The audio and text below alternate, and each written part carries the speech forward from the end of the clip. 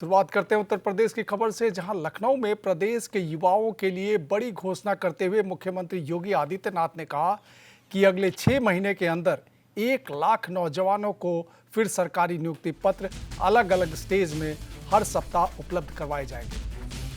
मुख्यमंत्री योगी ने मंगलवार को मंडी परिषद के 126 मंडी सचिवों की नियुक्ति पत्र वितरण कार्यक्रम को संबोधित कर रहे थे। इस अवसर पर उन्होंने कहा कि आज के दिन पर पारदर्शिता के साथ साथ बिना भेदभाव और आरक्षण के नियमों के अनुरूप योग्य अभ्यर्थियों को उनकी मेरिट के अनुसार नियुक्ति पत्र देना एक चुनौतीपूर्ण कार्य है। उन्होंने कहा कि जब हम योग्यतम अभ्यर्थियों का चयन बिना भेदभाव के करते हैं तो उसका लाभ पूरे प्रदेश को मिलता है। यही पिछले 9.5 साल में डबल इंजन की भाजपा की सरकार की महत्वपूर्ण उपलब्धि है। पूर्व की सरकारों पर निशाना साधते हुए उन्होंने कहा कि 2017 के पहले नियुक्ति का विज्ञापन निकलते ही चाचा भतीजों की जोड़ी और महाभारत का पूरा खानदान वसूली के लिए निकल पड़ता था। नौजवान भटकता था और अंततः कोर्ट को स्टे लगाना पड़ता था। गलती युवा की नहीं बल्कि आयोग में बैठे भ्रष्ट नेताओं की होती थी। हमने पहले दिन तय किया था कि अपराध और अपराधियों के प्रति जीरो टॉलरेंस की नीति पर काम करेंगे।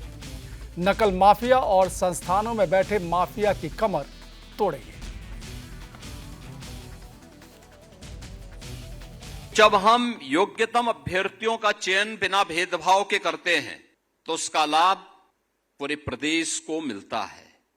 उनकी प्रतिभा और उनकी ऊर्जा का लाभ पूरा प्रदेश लेता हुआ दिखाई देता है। और यही तो पिछले 9-9.5 वर्ष के अंदर डबल इंजन की भारतीय जनता पार्टी की सरकार की उपलब्धियों में से एक महत्वपूर्ण उपलब्धि भी है। मुझे बताते हुए प्रसन्नता है कि इस दौरान हमारी सरकार ने 9,30,000 से अधिक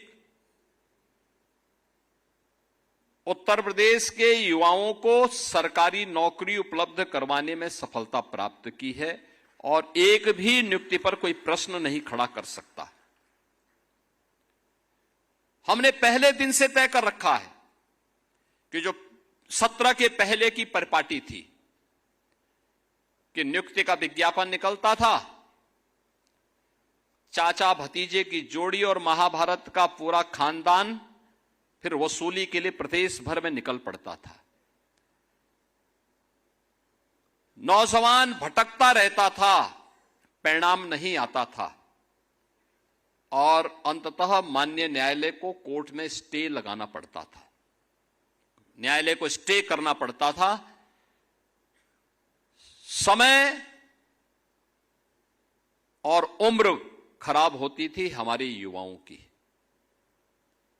लोग ये मानते थे कि ये युवा किसी लायक नहीं, क्योंकि ये नौकरी नहीं प्राप्त कर रहा है। गलती युवा की नहीं होती थी, गलती उन आयोगों और बोर्डों में बैठे हुए और उस समय की सरकारों में बैठे हुए सरकारी तंत्र में भ्रष्ट उन राजनेताओं की और उन लोगों की होती थी जो बेईमान और भ्रष्ट किस्म के लोग वहां बिठा दिए गए थे।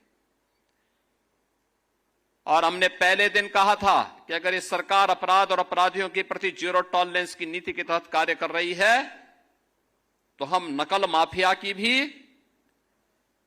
और विभिन्न संस्थानों में बैठे हुए माफिया की कमर को भी तोड़ेंगे और उसके आकाओं को भी हम जमीन आसमान दिखाने का काम करेंगे।